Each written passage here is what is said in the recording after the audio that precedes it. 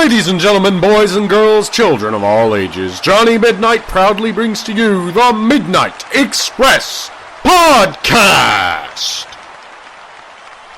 Hey guys, we're back here for podcast number 3. Podcast 2 with Dean Allmark went down an absolute storm. We're now on 120 listeners. I think we may need to slow down or we may break the internet. Feedback's been great though, everyone's loved them. The interviews so far with Rampage Brown, Dean Allmark, I've enjoyed doing them. Those people that have been listening to them so far seem to have enjoyed them. So we're going to crack on. Today's interview is with a gentleman called Frankie Sloane.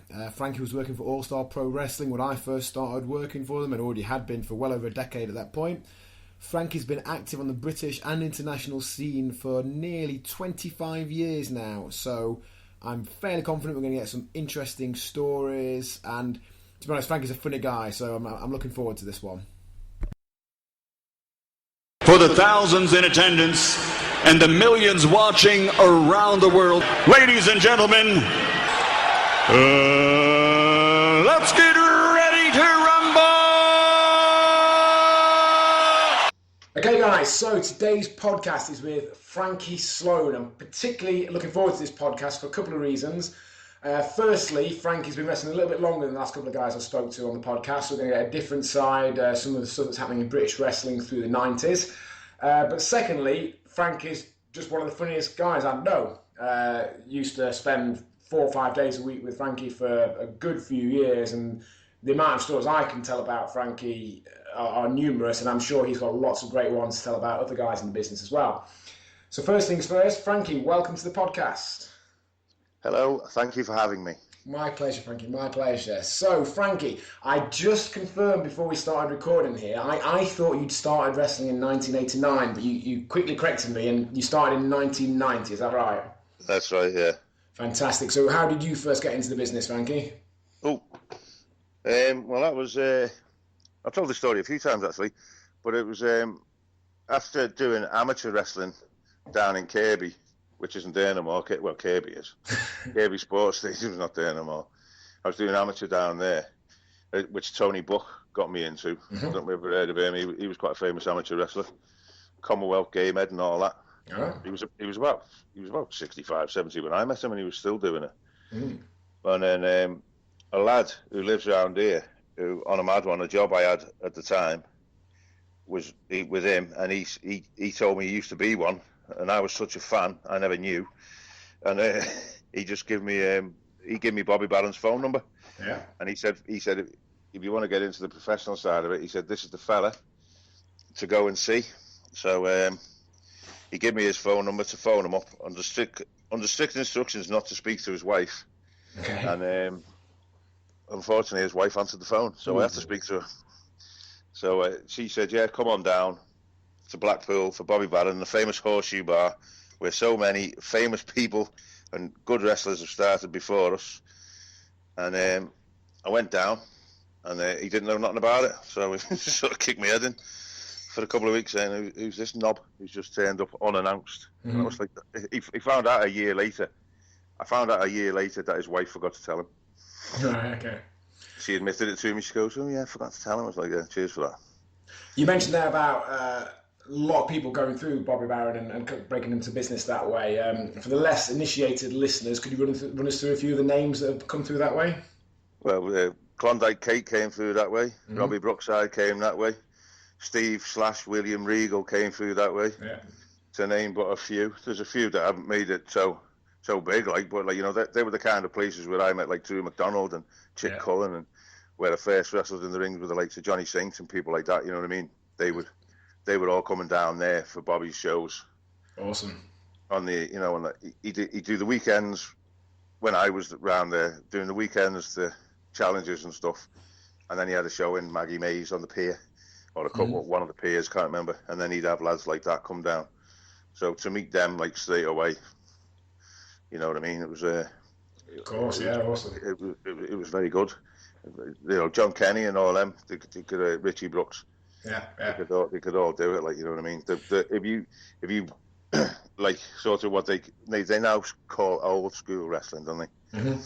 The ins and outs and the reversals and the just the so smooth, the fluidity of it, like they could do it. Just eye opening. You just sit there like that, with your eyes open, your mouth open, Jap's eye open, everything open, trying to bring it in. That must be good.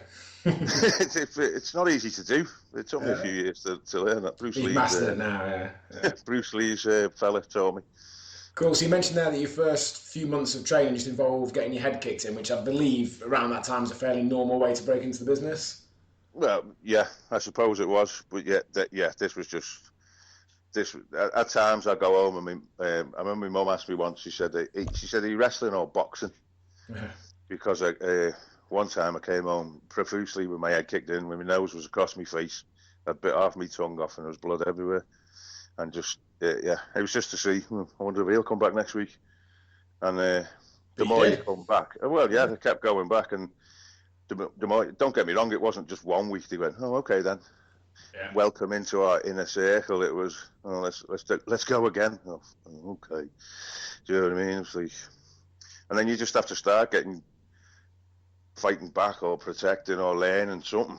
Yeah. Do you know what I mean? I mean, Bobby Barron was good. He got in the ring with me and showed me all the, the wrist locks and the reversals and stuff like that. Because he was out of the ring, but I think he'd had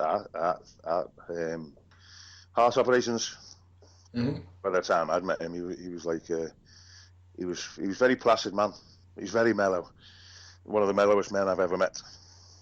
And he had to be with his wife, so she was the mental one and he was the cool one. But yeah, he used to get in, like after the lads had, either before the lads kicked me head in or after they kicked me head in, he'd pull me to one side and just say, yeah, I'll show you one of these.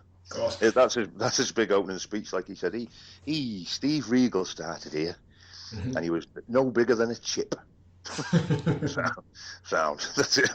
Well, I'll make presumably at that point as well, wrestling was very much a closed shop, wasn't it? There's no wrestling schools that you could go and just turn up and pay your money and learn to wrestle, was there? Well, no. Well, not that I knew of. Mm-hmm. Not at all. And this is the way you had to come in. And like, I mean, I didn't have to pay him any money per se. It wasn't like that. It wasn't a school. It was come down, put the ring up, get in the ring. If you were lucky, in the first, after a while they get in and they show you things and they teach you, and stuff like that. But for the first, God knows how long, you're not getting to know nothing, because it was very, very, not like now, mate. Very, very protected now. Very protected then. Yeah. And now you just walk in and they go, oh, blah blah blah blah blah blah blah.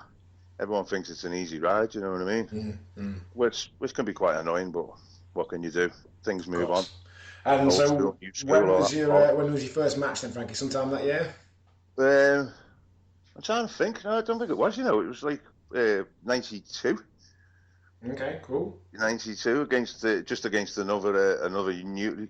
You'd think in that time, in 2 years, I'd have been bloody brilliant, wouldn't you? But I wasn't. Like, I was still very much the nervous type.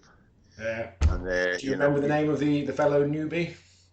Yeah, his real name was Gareth, okay. But he wrestled under the name of O.D. Hill.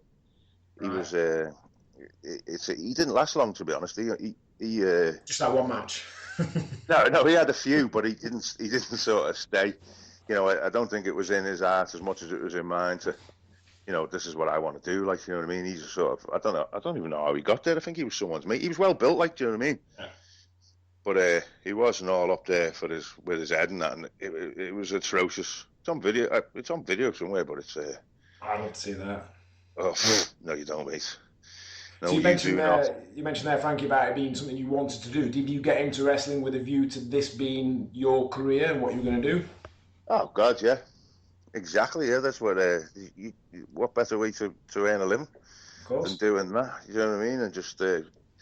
I was probably under the false assumption myself. I didn't think it would be so hard. Yeah.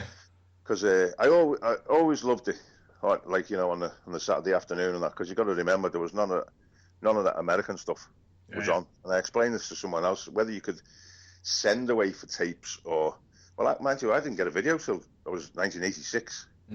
A video player. So when it wasn't like I could go and. It's not readily available. You can get anything now, can't you? Yeah, of course. Yeah. Japanese, like Mexican, or any piss pot that runs in America, you can find that. Yeah. And possibly any piss pot that runs here, you can find it. Although much. they do try and sell it now. You know what I mean? They don't like giving them away for free, which is good business sense, I suppose. Yeah, makes sense. So you'd grown up then watching World of Sport, as it's generally referred to now, what, 4 o'clock on a Saturday afternoon, presumably? Yeah. World of Sport, yeah. Who were your favourites growing up? Well, Rollerball Rocker was the one. Yeah. That you just always seem to remember. There was many others, like, because I liked all the. Because it's hard to think. Obviously, you like the Les Kelletts, and Mick McManus was never a big fan of. I was never a big fan of his. Mm-hmm. Les Kellett was mainly because he was funny, I think. But you had your Ken Joyces and your Johnny Saints and your Mickey Golds and your I can't remember his name. But there's quite a few that could do all the. Just the stuff that sort of popped your eyes open, going, no, he's not getting out of that. Oh shit, he's got out of that, and he's put him in that, and. It was more of that, although Rocker was just fucking mental, wasn't he? It was, yeah. Anyone particularly there that you patterned your style on? And everyone hated him. No, not really. I don't think I did. Mm-hmm.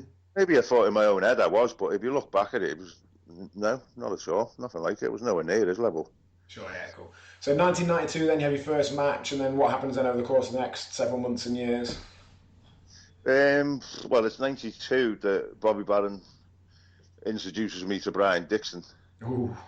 Where he says to me to come down and do. He said, "Help me with a ring job." I said, "Yeah." He said, "And I'll introduce you to Brian Dixon, who's the busiest promoter in England." Mm. And I went, "Oh, fair enough." And he didn't tell me that the ring job was in Bolton. Ooh.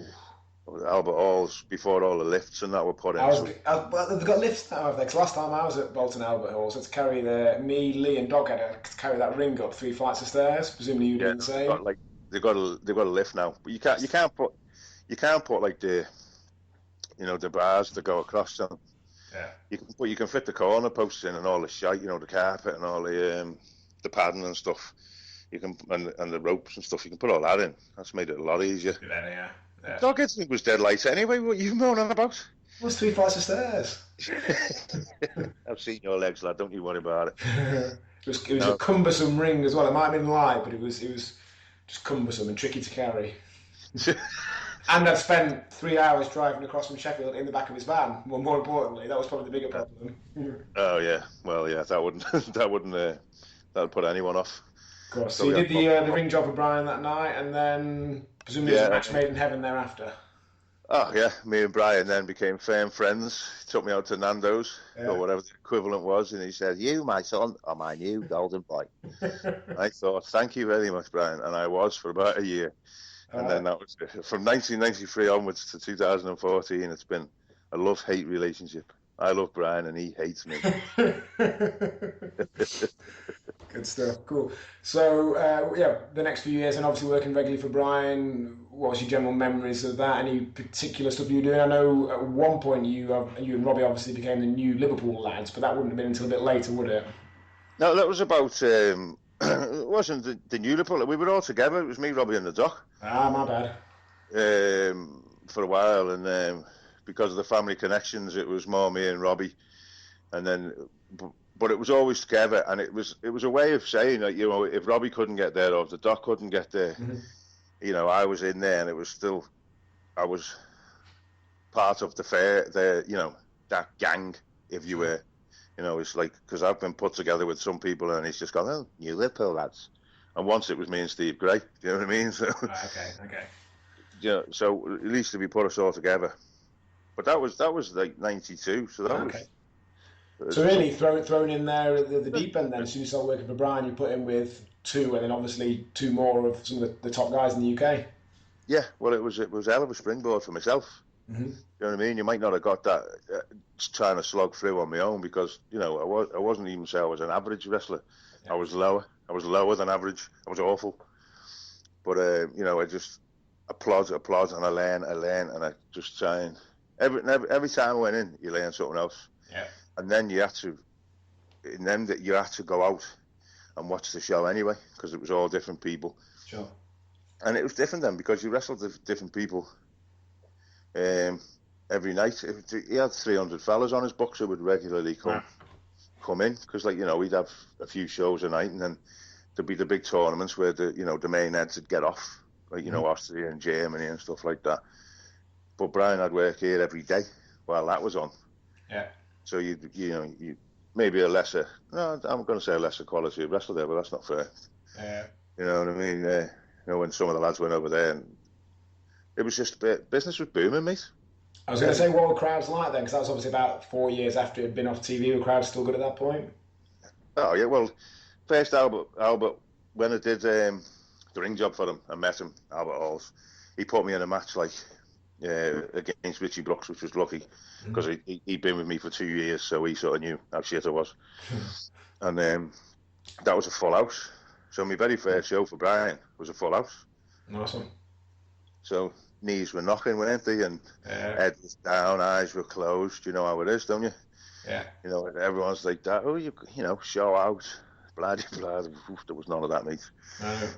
Walked in with your head down, in the middle of the ring, shake hands, come out, shitting yourself. Seconds away. So how long did the crowd stay good then? Because obviously by the mid-90s, things had dropped off quite a bit, hadn't they? 95 was woeful, 96 was shiter. Right. I think 97 was bad. It was about 98, I think, when it came back. 98 maybe, or something like that. It was real bad. Yeah, so it was that case then of it just been off TV too long, or obviously wrestling in general was on a bit of a downturn in the mid-90s, wasn't it? Yeah, it was a bit of a downturn, but it was like...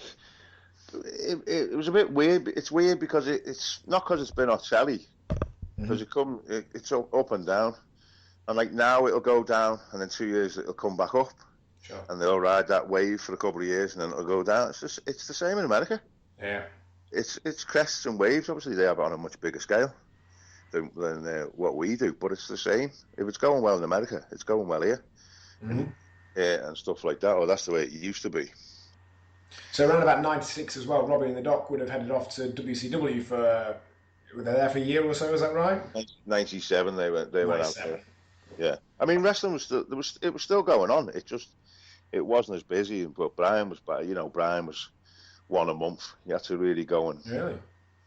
To look for it. Like, I mean, I was out of action for a lot of 95 anyway, with an operation on my foot and stuff like that, so... Okay. It came at a good time for me. But... Yeah, they went out there for... Well, the Doc never came back. Of course not, no. Nearly 20 years. He's got a fully fledged American accent and everything, so... Really? He sounded like that. So what are you talking like that for? If he spoke like he normally did, he said no one would understand him. Of course not, no. So presumably while they were out there in America and obviously more in Japan, you just carried on, doing your own thing around that time? Yeah. Just sort of stayed here. Just, yeah. I didn't really feel the need for any of that. But sort of like in the mid-90s, Brian had a thing with Michinoku and stuff like that, and there's a few lads going out there, and then we always had the Japanese lads coming here. That's always happened. Yeah. You know what I mean? They used to like come here to learn the job. Yeah. A funny one, like, they were made to leave Japan for 2 years and just travel the world, learning every different aspect. Like, but no, I suppose I could have gone, and I didn't want to go because I didn't feel like I was up to par. Okay. And I'm glad I never went at that time. I'd like to have gone just to say I've been. But it's knackered now. You can't get there now. No. We'll come to that in a minute. So you mentioned about 98 business taking a bit of an upturn again. Obviously, it took a big upturn in America around that time. And I think, is that around the time they started doing the tributes in the UK? Yeah, I think the tributes was about... Yeah, that would have been about then, 99. I've done my homework, Frankie. Done my homework. I know, you see, it's done, don't you? It's mostly wrong at the moment. But well, it's close. I thought you were a clever man. You're proving me wrong. No, about that, about 90. Mate, I find it hard to know myself, to be honest. Just that I look back and someone says that was such and such a year, and I go, nah. People still tell me now that I've been to Halls, and I say, I've never been there, mate. And I have. They've got video evidence. Oh, shit, yeah, willing. But, about 90, I'm going to say 99, 2000. Cool. When it was 2000 was when it was massive. And for those that don't know, Frankie, what was your tribute act? I was a tribute to everyone that ever entered the ring. I think you're mainly X-Pac, weren't you? X-Pac, yeah. And I made a lot of money doing that. Yeah. People used to knock it, but like there was tribute bands going around for years. ABBA's tribute band Voulez-Vous used to get $5,000 a show. Wow. You know what I mean?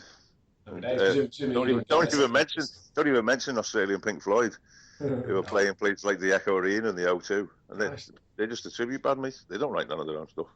Yeah. People used to ridicule it at times, and then, but you'd sit there and think, well, I'm still out every day. Yeah. And it was like every day, not 4 times a week, 5 times a week. It was 7 days a week. Cool. Was that for Brian or for a mixture of people? It was mainly Orig. I was an Orig man by that point. Right. I had been an Orig man on and off since '94. So it was. I used to have the best of both worlds at times. Like work for Brian all winter and then Orig in the summer, when all the jobs were local. For those listeners who don't know much about sort of older British wrestling, Orig Williams, obviously a Welsh promoter who ran mainly Wales and tours of Ireland, wasn't it? Around that time period up until about 5-6 years ago or whenever. Well, it's 5 years. 5 years ago, it's 5 years a week ago that he died, wasn't it? Yeah. Yeah. And so you mainly at that point working. I know Lee from Rotherham was Kane at that time. Were you mainly working with him, or a mixture of different opponents? Mixture of different opponents. Mankind. Yeah. Mankind. Mate, I've worked them all. The Rock, Triple H, all of them. Who was The Rock? I've had them all. Who was The Rock and Triple H? I know X-Pac, Mankind, and Kane, but I don't know those two. Blackie and Doghead. Doghead was Triple H. I did know that actually. Yeah, sorry, I did know that. He was actually better than the real one. Oh, that's fair play. Probably times in history where that might be accurate. I doubt that very much. I presume Triple H has got a better ring though. Hey? Triple H will have a better ring. Oh God, yeah, Jesus Christ. Again, to put it in context for those who don't know, Doghead is the affectionate pet name for Dave from Sheffield, who's wrestled as obviously Triple H. The Iron Duke was his main wrestling name, and he was possessor, and possibly still is, of, I don't think you'll mind me saying this, one of the worst wrestling rings I've ever been in. Holes in it, probably the worst smelling. When he first had it, he just didn't upkeep it. Right, okay. Said he wasn't paid enough for the upkeep. Because when he first made it and first had it, it was all right. It was tiny. It was tiny. It was small, wasn't it? Yeah, it was no good for it smelled really bad. Towards the end, because he kept it outside. I remember we did the outdoor show somewhere. I think was it Burnley or I can't remember. So we did an outdoor show with him, and he come out and we picked it up, and just rusty water just came out the middle of it, and rats and mice would fall out of the canvas, and I think, oh fucking hell.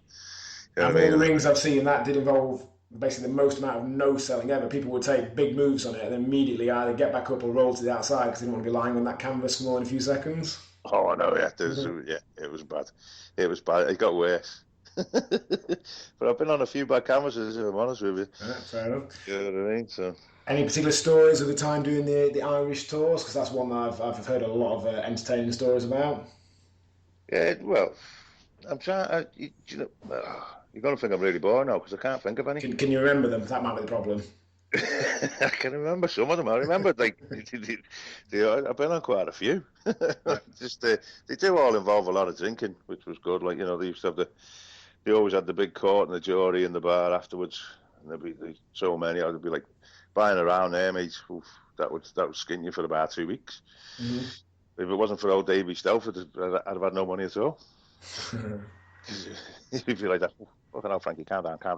Shit. All right, lads. But trying to think. I mean, a lot of them, if there was someone else here who'd been there and they'd say, remember that time? I go, oh yeah, and I could tell you. I need a bit of bouncing off. It's going through my head now. I'm trying to think. Don't know. I remember Doghead throwing piss over a load of punters once. Nice. Any particular reason, or just fancied it? No, we were getting changed in a tent, and they kept trying to come on. You know what kids are like, don't you? Yeah. They're like trying to come under the inside of the tent. So he said, next time they come, and there was no toilets, obviously, so we were just pissing in glasses, and he just like that all over the kids. Oh, lovely. That's one way to do it. And that, to be honest, that brought back a few memories of the various lovely places that I've changed in my career, inside broom cupboards, outside, not in a tent, but various places that you wouldn't think would be fitting a professional athlete. Oh no, I've wrestled in.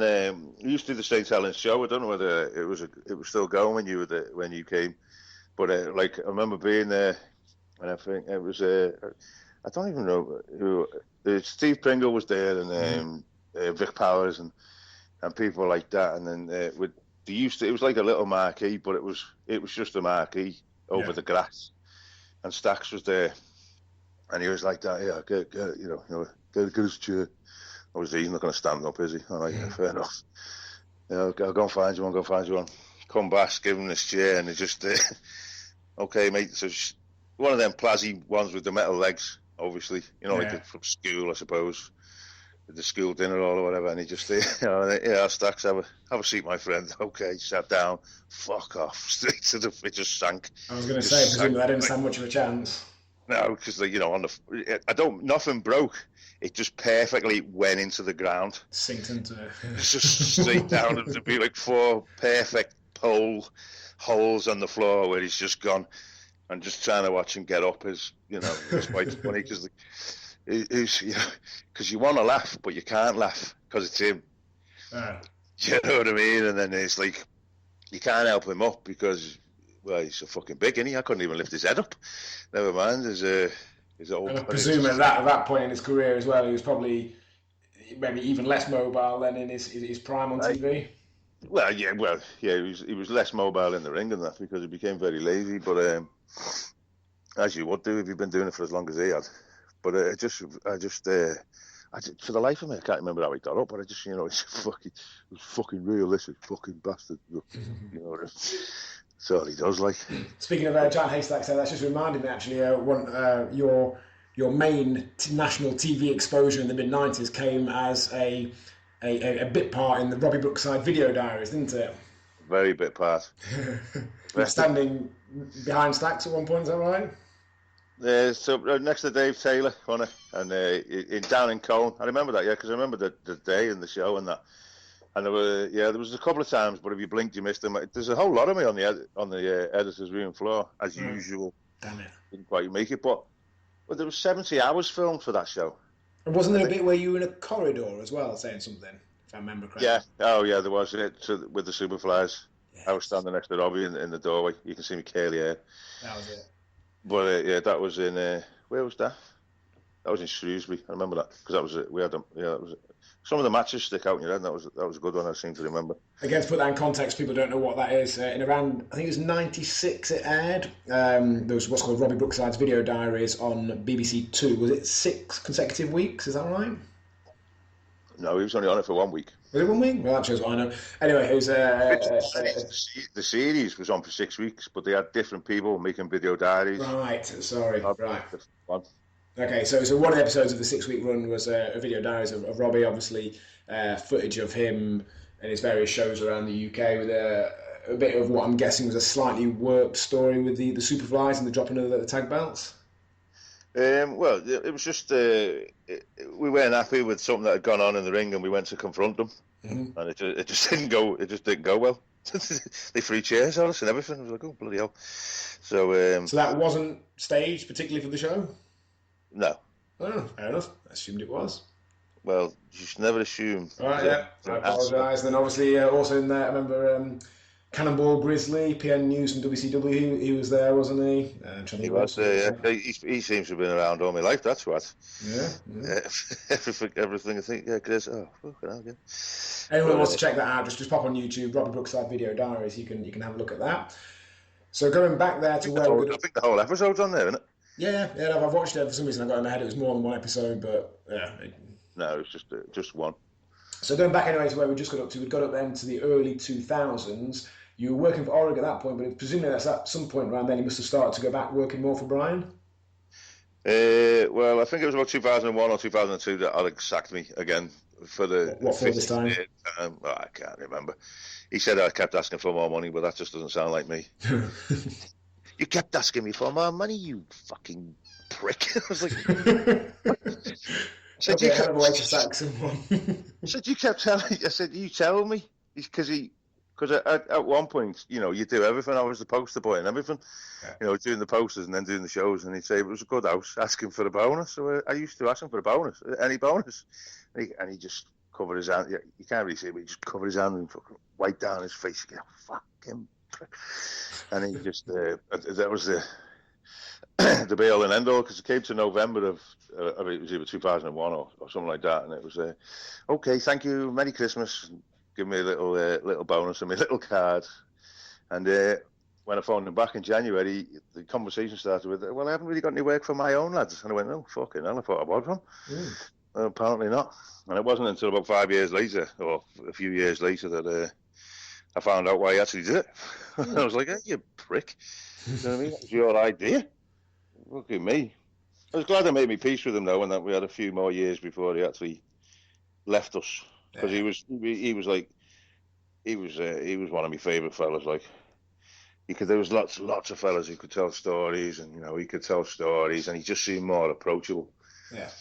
Than him and Brian were as thick as thieves. Like, they tell each other everything. I knew that, but he just seemed more approachable, and he just enjoyed me more for me, more than I did. Like, so then you started working for Brian again for All Star around about that time, and then only a couple of years later when I first met you, I first came to an All Star show in October 2003, and I remember clear as day it was you and Mikey Whiplash. Do you remember that?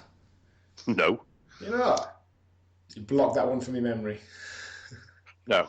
Well, I've been in quite a few times with Whippy, and I've got some really great. We've had some really good matches, and I can remember some of them as clear as day. I really can. Like Southampton, we had a cracker in Austria, and places like that. But I can't remember every single one. Jesus Christ, Johnny, I'm not the Rain Man. Fair enough. Cool. So that's when I started first. But more to the point. What do you remember it? Yeah, it was awesome. Did you chant it? Yeah. I started clapping my hands and going, "This is awesome." You invented it. I tried getting a "This is wrestling" chant going, but I think I was a bit ahead of its time. I think. Or behind. Well, either way. Either way. Or inaccurate, maybe. Who were you on with anyway? No, I just came to watch. I came to watch that night and introduced myself to Brian afterwards, along with a couple of the guys from training school in Sheffield that I've been going to. Was that Nottingham? No, it was Hanley, definitely. Oh, was it Hanley, was it? I then came the following weekend to do my first Rumble in Cannock, and then I did a Rumble in Nottingham a few weeks later, and then I had my first match back at Hanley in December 2003, which you were there as well. Yeah, I seem to remember you being in Nottingham. I don't know why that is in my head. I was definitely in the Rumble in Nottingham. I'm guessing that was November 2003 for a guess. Maybe the first time I made an impression on you, perhaps. I wouldn't know. Maybe not a good one either. It's the first time I just noticed you. Who's that knobhead? Is that knobhead over there? I think that's what you said. I think you actually said that out loud. You weren't thinking it. Oh, there you go. Street is a die, lad. Spades. Yeah, exactly. And to be honest, Frankie, that's one thing I always found from you. Definitely out of all the guys on the team, you were definitely the straightest on the die, or however you would put that. Yeah, well, it's always better to be in it. Yeah, definitely. Yeah. You're gonna meet billions of. Well, you're not now, but I might have said it to you at the time. You're gonna meet millions of people who stab you in the back. Yeah. I was told very early on they'd slit your throat for $2 bob. Most of them. Mm-hmm. You know what I mean? Which is 10 pence. And they'd sell you down the river for the mother and all that. Yeah. So it's horrible, but you get your mates and you stick with your mates. I don't know whether it still goes on today. You still have your blockers, you still have your fence builders, you still have your politicians who seem to be scared for their place. Yeah, and stuff like that. Wankers are still about today as they were then. Yeah, they're everywhere. And they will be forevermore, probably. Yeah. So a few months later then, you were involved in the TNA X Cup, weren't you, over in Nashville? Oh, I remember that. That was 2004, March, April. Yeah, I was there. We mentioned this in the last podcast with Dean Ormock as well. I was coincidentally actually in the dressing room in Chester in, it would have been April, when Robbie came in and basically just said, does anyone want to go and work for TNA next week? Yeah, it was. Yeah, it was more or less that, Yeah. Put a team together. Oh, okay, I'll do it now. Who's got a passport, lads? Yeah, it was, because I remember Whippy was going to do it, but he didn't have a passport, did he? Yeah, I like to think it was for the technical skill and the ability, but it wasn't. Mate, you can take anything. It's all good. You made it. You were there. Oh, mate, I was there, and I enjoyed being there, and I thanked him very much so for letting me go and taking me, as I still do. Yeah, when he takes me and does things for me now. So you flew over to Nashville. You were there for a couple of weeks. You had a singles, a tag, and an 8-man tag match. Is that right? That is correctamundo, my Yes, friend. I've got it. 10 days we were there. Yeah. And Good memories. what hotel did we stay in? You've done your own work. What hotel did we stay in? The Quality Inn. Oh, it was an inn. Oh, I'm halfway there. Happy with that. Well, all you have to do is guess, like what we did when we were filling in our visa application as we were on the plane. Where do you stay, lads? Oh, I don't know. Any particular memories of your time out there? Yeah, but none of them involved wrestling, I don't think. No, you made good friends with Sabu, if your Shabu. story is correct. Well, he just kept scabbing cigarettes. Well, that's a start. And it's not a good friendship. Oh yeah, still have a solid friendship. We keep in contact once every 10 years. Awesome. No, it was an eye opener in ways. It was I didn't enjoy parts of it, and don't get me. I enjoyed Nashville, and I enjoyed the fact that we had 10 days and we were only wrestling for 2. It was brilliant. Jack Daniels close to source as well was a. Oh well, yeah, we went. Yeah. Oh, I told you, when because they were so kind to us. They even hired us a car for the weekend, and we were going to go to see Elvis Presley's house. And the fella behind the counter, when we said how far away is it, he goes, "Ooh, you don't want to go there. So it's bloody miles away. It's miles away." And we went, "Oh, okay. How far is Jack Daniels?" He goes, "Ooh, you don't want to go there. It's bloody miles away. It's miles away." And we looked on the map. It was an hour and a half away. Oh, Jesus Christ, mate! We do that in our sleep. You know what I mean? So, and then we found out Elvis Presley's house was only 2 hours away. So we dropped a clanger there because we didn't have the cars the next day to go and do it. So we and Dean wanted to go to the zoo. Okay. Like a prick. You can do that in Chester. Hang on, we're in America. Do you want to go see Elvis Presley's house or see where Jack? Whether you drink it or not, it's an interesting, and it was free. It's an interesting tour. Yeah. You know what I mean? It's free. You know, you get your picture taken. It's on Jack Daniels' website and all that. Did you make it to the zoo? Did we bollocks? I mean, the picture for the zoo was like a meerkat. It wasn't like an elephant or a lion or anything. So no It was rare probably animals that you wouldn't get at Chester, for example. No, it was like a petting zoo. It was like a cat, a tortoise, and something else. I thought, I'm not going there, you bell. And so he lost that one. He'd only been about 21 then, though, Dean, wasn't he? Just a lad. 20. Even so, mate. Even so, do you know what I mean? There are more interesting places than the zoo. Do you know what I mean? You could walk down to the where the local ice hockey team played. You could just walk in. Yeah. You know what I mean? Not when they were playing, obviously, because that was expensive then. But you could just walk in and walk around, which I did. I would have minded going to see, but I think it was $100 a ticket or something back then. It was something mad. And I thought, I don't like it that much. And the matches themselves as part of the X Cup, how did they all go? Oh yeah, we went to wrestle, didn't we? They were all right. They were all right. They were all right. People ridiculed them. A lot of people have ridiculed them who felt they should have gone instead of us. So they thought, well, let's ridicule them. Well, we were taken there. We were asked to do something, and I did it. Yeah. Whether the other 3 did or didn't, there's inconsequential. I did what I was asked to do. Don't ask me what was going on in the 8-man because I haven't got a clue. You took a power bomb, if I remember correctly, Frankie, which was unusual. Only on pay-per-views, my friend. Exactly. Only on pay-per-view. So that was every day. That wouldn't happen on the camps, lad. Yeah. I think I've only taken 2 in my whole career. One of them was off Danny Collins. Oh, perfect. He didn't even tell me. Boom. Oh, shit. Here we go.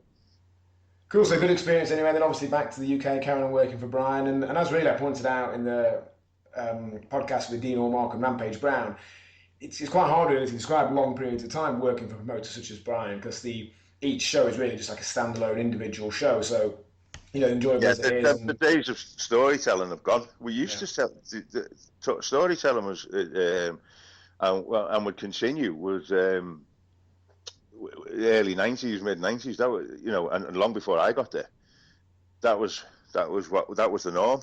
The internet killed all that. Mm-hmm. Because then people could say back then you'd have to you'd get fanzines and magazines that would have the results in, but you'd have to find them and you'd have to pay for them and send them to you. It's not like now some knobhead sitting in the audience going, "Oh, Rampage Brown has just beaten Dean Allmark." There's a loop, isn't there? There was used to do a loop because we go everywhere once a month, some places twice a month. So the loop was there, and it was the same people, it was the same fans. It wasn't new people coming in. Of course, yeah. Well, it's a bit like what they're doing now with ICW and Rev Pro and all them. A bit like what they're doing. This seems to be making more of a comeback now in British wrestling, doesn't it? The more continual, progressive storyline type shows. Yeah, they're doing it, and it's a good thing that it is. But they're still not doing it, no matter how good they think they're on the scale that Brian was doing it. Mm-hmm. You know, with this is like they have their one place.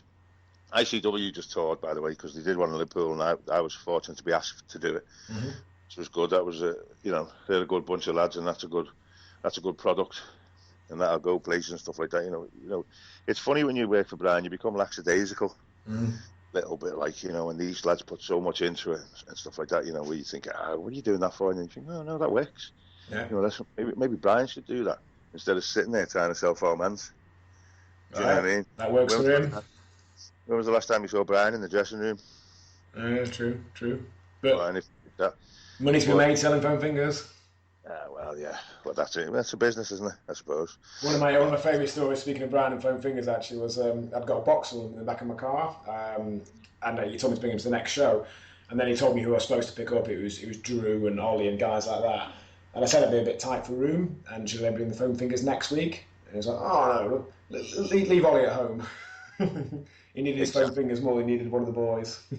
Exactly. He's done that more than once.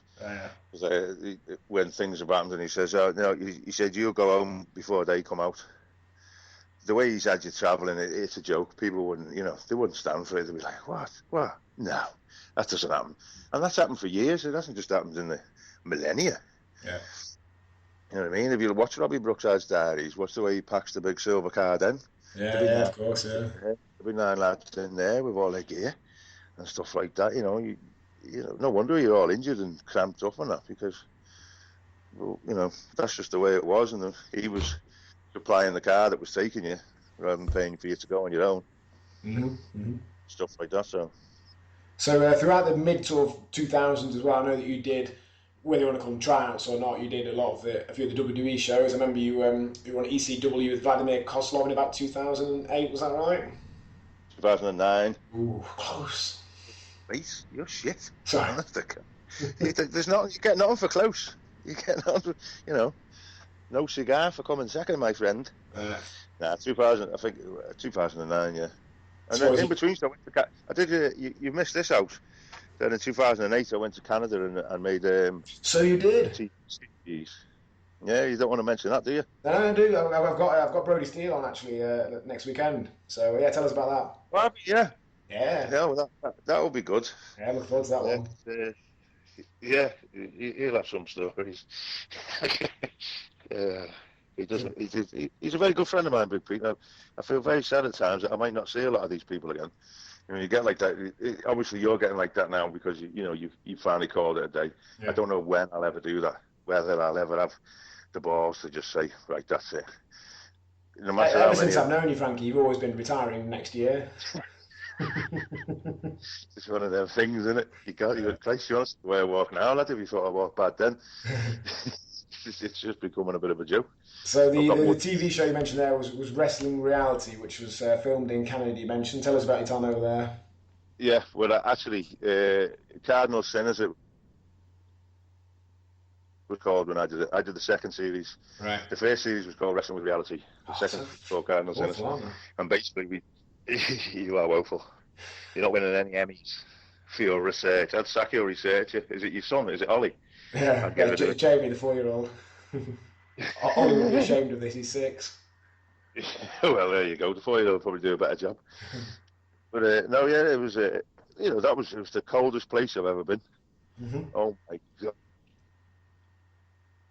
It was like -30 or something, and every day pushing the car out of snow drifts.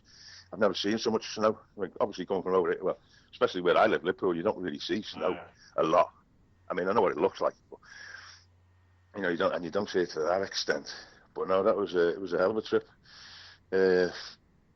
How long were you over there for? Did you say? Again, it was just like I think there was.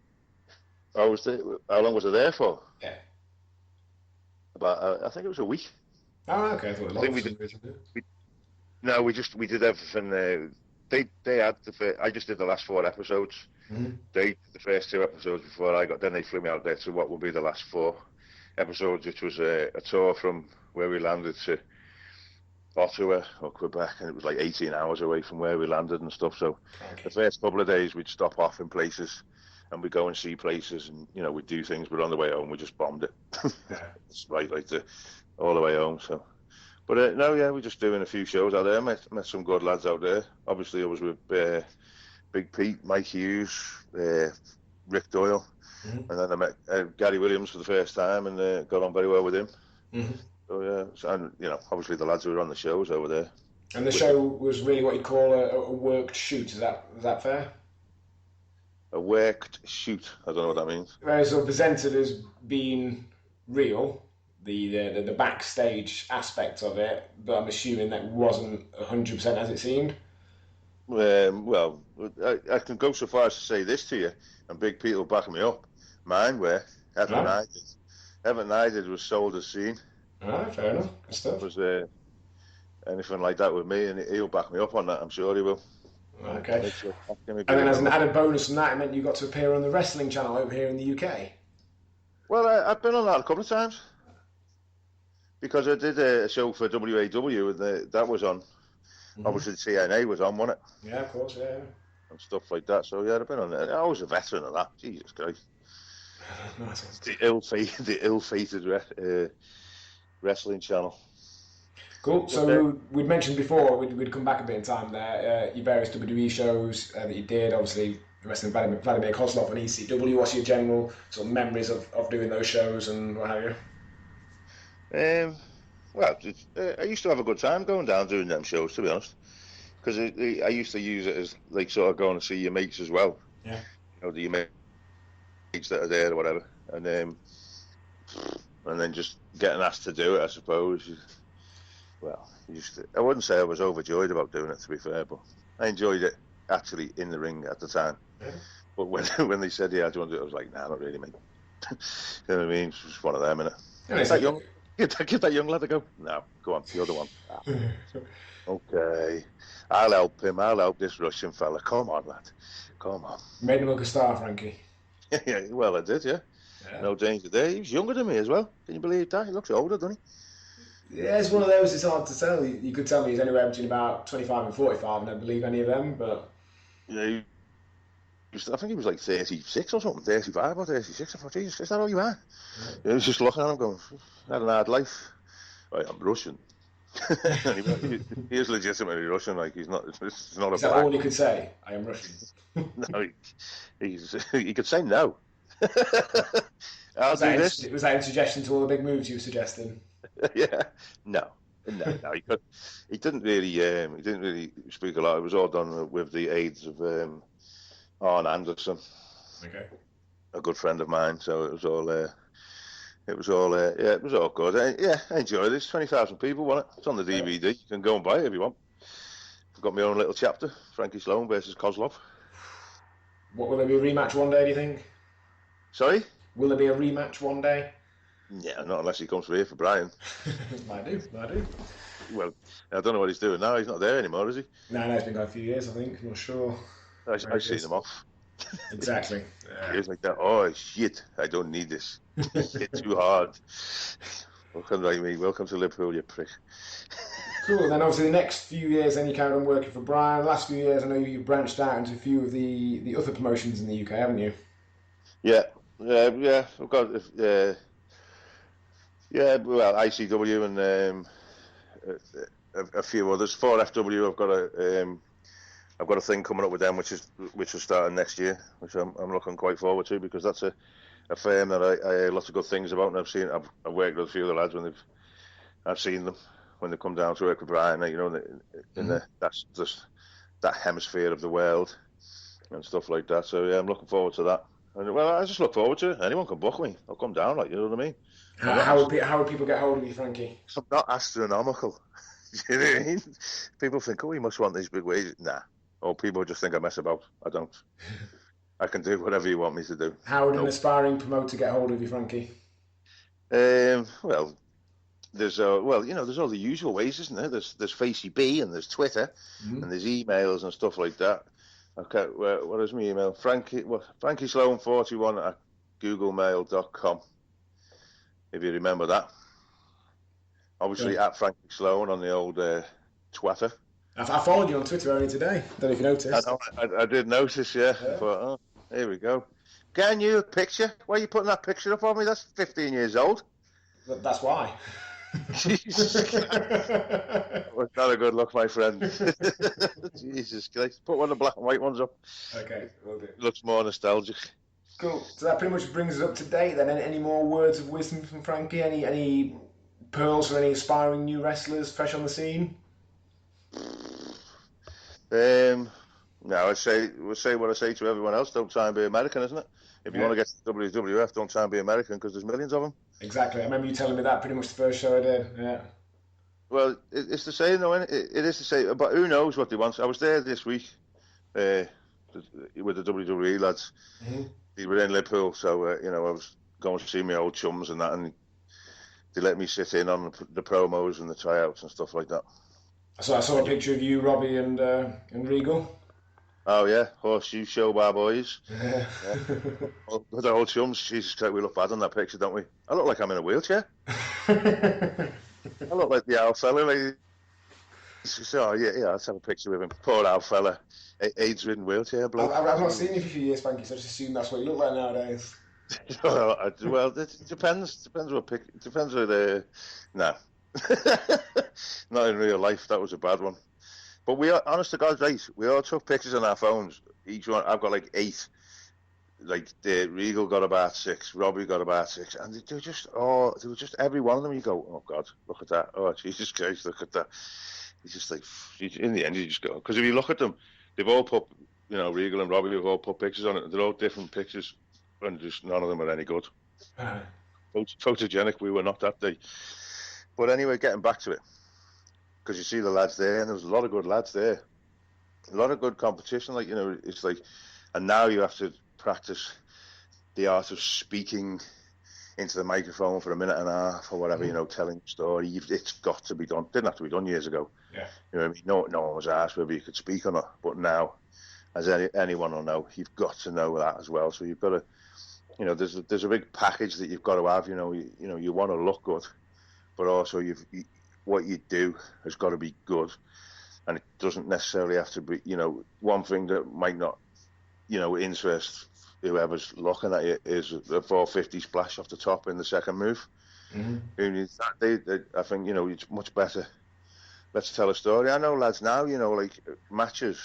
My matches could be different every time. There's the odd move or whatever, but they won't be saying, oh, I've got to do this, I've got to do this, I've got to do that. It doesn't bother me as long as the story gets told, the people enjoy it, and I've done like what you've set out in your wrestling 20 minutes to do. Now everyone, and no names are getting mentioned, but it was on your podcast last week.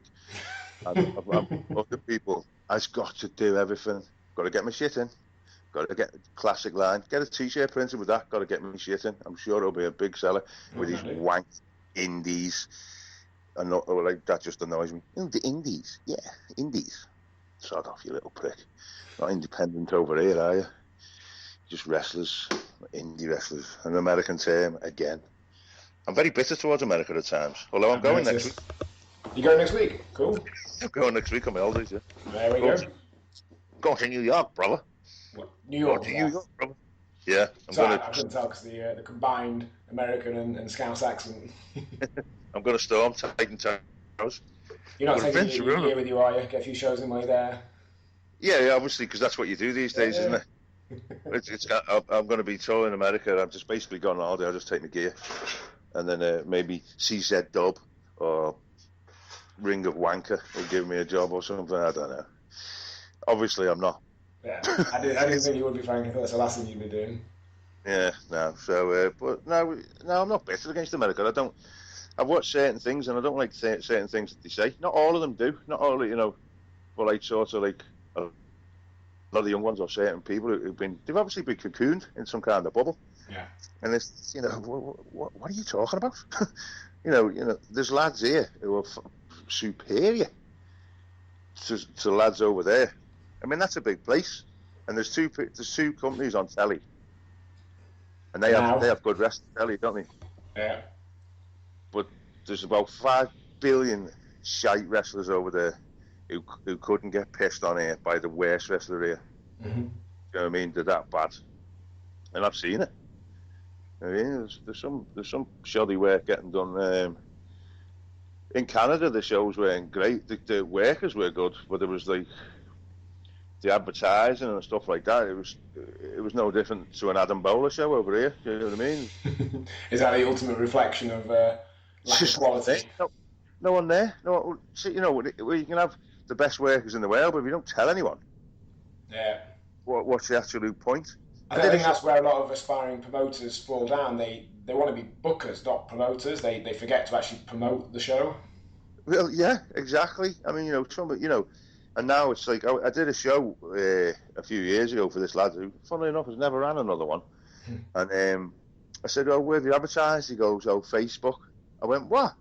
Yeah, he goes, "Facebook." I said, "You haven't put posters up around the place or anything like that?" And he went, "Well, no." And then he had lads running out to pubs on the day, handing flyers out. I said, "Well, you're not going to get them out to pubs now." Yeah. Yeah, you see this. I said, this will be a steep learning curve. There was I think there was 20 people there, and 15 of them put the ring up. Christ. So it was quite bad. So you can't just advertise through and expect these people just to turn up. And the show was woeful bad. About 4 people. What fucking shite. If they had wrestling boots, which they didn't deserve to lace them up, which they couldn't. Did you suggest they burn them? Because you used to tell me to do that on a regular basis when I first started. Well, I did tell one lad to burn his, and he said, "I can't." I said, "Why?" He said, "I'm going home in them." They were his shoes. Oh, Christ. So, there you go. There's the level. Burn that gear. I can't burn the gear. Why? Or, I'm going home in it. I go out in it to be training gear or something. Well, you don't train. Don't get me wrong. I don't profess to be Arnold Schwarzenegger, but I have, and you don't. Yeah.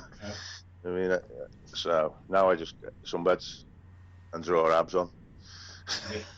Perfect. Cool. Any more words of wisdom for people listening, Frankie? No, I just feel like time has flown, Johnny, too fast. Yet too fast again, and I feel as if we should make a series of these podcasts. We'll do a follow-up. Maybe 12 or 13 of them. I reckon when you sit down and have a little bit of a think about it, you've got a lot more funny stories to tell, Frankie. Just need to. When I sit down and think about it, yeah. Well, it's not like I hadn't known it was coming, had I? Because on a mad one, I was with Flatliner the other day. Yeah. I hadn't seen him for a few years, and we were talking about stuff. He goes, "Oh Christ, I don't remember that." And then he says something, "Oh Christ, I don't remember that." I just tormenting Domino, and tell me a story about tormenting Domino, please. No, it's just silly stuff, isn't it? Domino. He was just an out prick, wasn't he? To be fair, I like Domino, but I can see why people didn't. Mate, he was a bellend. He'd get up early in the morning and drive away with the car so no one else could use it.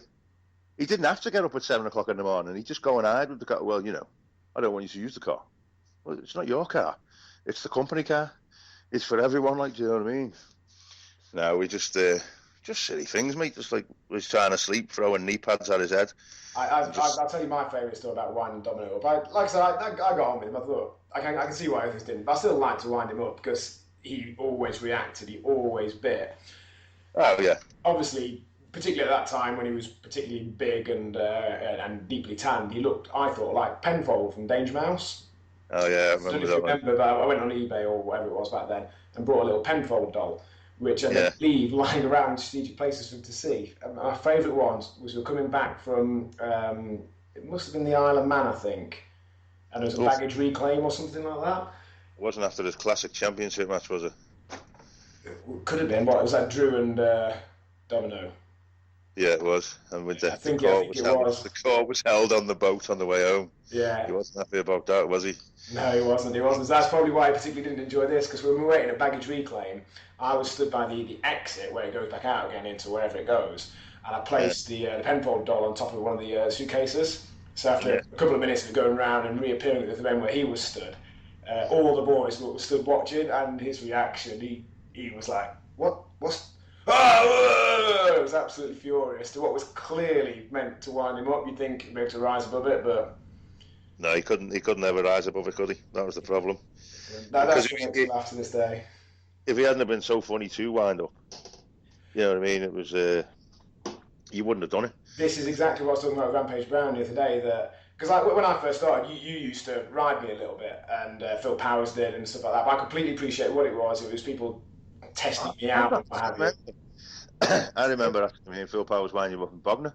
Yeah, Phil. I was warming up, and Phil on purpose walked into my arms and claimed I punched him in the face. Yes, and then I kicked off on Phil for picking on you. Yeah, I think you liked me at that point though. You've been testing me for a few months, and you liked me by then. But when I first started, it got a bit heated, and we had to go outside. Yeah. It was coming to blows for you, Johnny, lad. It was getting close, that was, yeah. But I appreciate what Phil was doing. He was just trying to get a rise out of me, and by not reacting to it, it then didn't happen again. In the same way that when I first started, you and Whippy used to chop the living hell out of me in rumbles. And the first time we were on the camps, you told me to go and get you a pint, and I completely appreciated you were just testing me, and by not reacting to it, everything was then fine. But guys like Domino and various other guys I met over the years, they react to it, and then it's like inviting more of it. Did you get me a pint? Yeah, I did. I just got you a pint. Yeah, he bought me one back afterwards, but I think there you go. That's the kind of guy I am. Yeah. I'm not horrible, man. The people who are horrible, who decide to be nasty. Yeah. It's just the way, if you know, as you say, you go and get us a pint. That's for the honour of being in the ring with me. That's what some people say years ago. Yeah. And then you get me one, you go, what are you having? Just get you it back. Yeah, easy, done. I've heard lads complain, like I've said it to them before, for the honour of working with me, go and get me a pint. What? You fucking head. I think that's actually literally what he said to me, and I went and got you a pint, and you got me one back, and it was all good. But again, someone who said what you just said there would probably continue to get a bit of extra, ribbing off you and the rest of the boys for eternity, I should imagine. Yeah, certain things, innit? Certain things. Young Plums has been given billions of miles. You won't know him. Who's that? A young apprentice lad who came in. We call him Plums, and he's had so many miles. He's had more miles than Ralph, nice. And he's had Ralph's done more miles than Mo Farah. You know what I mean? So, and he grew up to be a good lad. I've known him for quite a few years. Get him on. He'd be funny to have on. I want to get Ralph on. Yeah. I'm going to message him. Just to hear his voice. Well, when I went up there, sorry. Ask him about the first time we ever met Big. Oh, yeah, I'll tell you a Ralph story, prick. Yeah. We did a show for Orig, and but for the he may know where it was. I can't remember where it was, but it was in like a big tent somewhere in Wales, as they were, and we had a porter cabin, which was our changing rooms, and then we had like a portaloo, which was the toilet. Which obviously, whenever someone went in there, we turned it round so they couldn't get out because the door was by the wall. And unfortunately, that was me twice. I wasn't happy about that. I'm the one who does them, not gets them done to them. So, first time Ralph ever meets Big Pete, they've picked him up in James's big white ring van. And Ralph's in the back, obviously, Pete's in the front. And just as Pete's getting out, Ralph's opened the side door, and Pete's obviously gripped to get down, and Ralph's rammed the side door back again, right onto Big Pete's fingers. Absolutely mangled them. Would have killed a lesser man. Mangled them into the door, and it's the first time he's ever met him. And Pete's quite intimidating, isn't he? He's 6'10", like, you know what I mean? And big head. There's only Stacks who had a bigger head than him, and a horse. So, and he's like that. Oh God, sorry. And obviously you don't let that go. And then a bit later on, I'm on with him. I've got brand new gear. I've never worn it before. This is the outing. Thanks. Just before our match, he's only gone somewhere, put his hand on the wall, vandal paint all over his hands. Ooh. And I'm like, Ralph, if any of that gets on me, lad, there's going to be trouble. Oh, sorry. That's one of the first 5 years. That's all he ever said. Sorry. You know what I mean? It's just like washing his hands, panicking. It's not said in a bad way, because I felt bad for him, because Ralph's turned out to be one of the best workers ever in this country. You know what I mean? And he wasn't so bad then. He was like, as I said on another podcast, he was a natural like James and a few of them others. Come in and just seemed to be just naturally good at it, and it was this and that. And I thought, I had to work really hard at it to get halfway, 50% as good as them. And it used to wind me up, but they can't get the people. I get the people. So I don't know. You could go on forever if I keep remembering things. How long's the show? As long as you want, mate. I've got about an hour's left of battery on my laptop. Plug it in. We're here for the night. I've just poured a Jack Daniels. We could be here for a while. I'll definitely get Ralph on at some point. Ralph, again, anyone who doesn't know, to put it in context, wrestles as Ringo Ryan, trained at the All-Star School and started wrestling for All-Star around about 2006-07, for a guess. Yeah, well, I can't remember, to be honest. Yeah, it would be, actually, yeah. I think it'd be something like that. He went, all right, let's have this straight. He went to the All-Star Wrestling School and then started learning when he came on the road with the lads. You know what I mean? And that's what you do. Well, anyway, anyone would, because you pick up. Well, to be honest, that's what I did. Much as I enjoyed my time at the training school and they did teach me an amount, I definitely learned a lot more once I started wrestling regularly, particularly for All-Star. Well, yeah, well, you're gonna, because you can only learn so much in a cold room. Yeah. In a cold, empty room. You know, that doesn't, that doesn't teach you how to interact with people. There's a lot to it that people don't understand. There's interacting, adapting. You know, lads today still can't adapt to the different, like, what could happen, or say the top rope snaps now to some of these young lads. You say, well, that's just stop. Well, no, you can't just stop. We were going back to Bobby Barron's time on another show outside, in a farmer's show. His ringman Mike Jessup, who no one will know, put the ring up but didn't put the spider on. Yeah. So as we were wrestling, the four corners were coming in. We were just like sort of leaning into it, and so at the end of it, you had about 2 feet of square thing where you could just sort of walk around because it was just the ring had gone in, and you just want, and you could do, as daft as it sounds, you could do things. Yeah, of course. You could get around it, but I just wonder now how many people could do things. One of the testers would be, we won't have this, or we won't have, or that. I don't know. It'd be hard to do. Is to test people, not on a regular basis, but to see if they can do it. Have a good experience for them to see the limits. Mate, I've done a wrestling show where the ring didn't turn up. We still did it. It wasn't great. That wasn't the infamous one in Blackburn, was it, in 2003, or was it just a random? No. This was Black. I thought you knew it. It was Blackpool. No, it was like on Boxing Day or New Year's Day or something. Them summer camps, the Christmas camps and that. And there's some things along the way. Some shenanigans went on. Some dirty dealings went on between a couple of people, and they didn't show. And the team did, which consisted of me, Blackie, and Mad Dog Wilson. And the show. Mad Dog a few weeks ago. Yeah, he still does it for McGregor, doesn't he? Yeah, they announced my last match. Did he? Because I saw McGregor phone me a few months ago, and I said to him, you must be struggling to have gone that deep in your phone book. Jesus Christ. But I went and did a show for him, and I thoroughly enjoyed it. I think he did it was with Blackburn. And it's always good to see Mad Dog and Billy. Yeah. A few lads I didn't know there, and then, you knew them. Johnny Moss was there and that, and obviously Billy, and Johnny Moss and Billy. So, yeah, no. About 4 gimmicks, that's why you're getting confused. Mate, I've been in them shows, don't you worry about that. Cool, good stuff. I think, frankly, we probably covered pretty much everything there. Great podcast there. Hopefully the guys listening at home enjoyed that as much as I enjoyed catching up with Frankie and hearing some of the stories that I hadn't heard before. I think we're going to enjoy it more than anyone else does. Probably, and to be honest, man, I said that right from the start. I said that this is partly for my own entertainment and enjoyment, and if other people want to listen to it, then that's the bonus. But if they don't, I'm not really going to lose any sleep over that. Yeah, we've basically just recorded a telephone conversation. Yeah, that's what a podcast normally is, isn't it? Give or take. Yeah, but some of them are like asking like big questions, aren't they? I mean, everything you asked or said about was wrong. So it was. That was along the right lines, and the point is that we wouldn't have had this telephone conversation unless it was on a podcast. That's true, because you never phoned me. You never phoned me. I didn't have your phone number until 5 minutes ago. You could have put that on your bucket list. I will get Frankie's phone number. I will. I'll add it on, mate. I've got 6 more weeks before the end of the year. I still don't know what Skype is, because you added me and then it asked me to add someone who didn't know, and I just said yeah, and it ended up being you. You'll love it now. It took you a while to get into Facebook, didn't it? So Skype will be a new thing. Yeah, I'm a Skypehead now, 15 years after everyone else has been on it. Awesome. Anyway. Cool. Thanks for your time, Frankie. I appreciate it. No problem.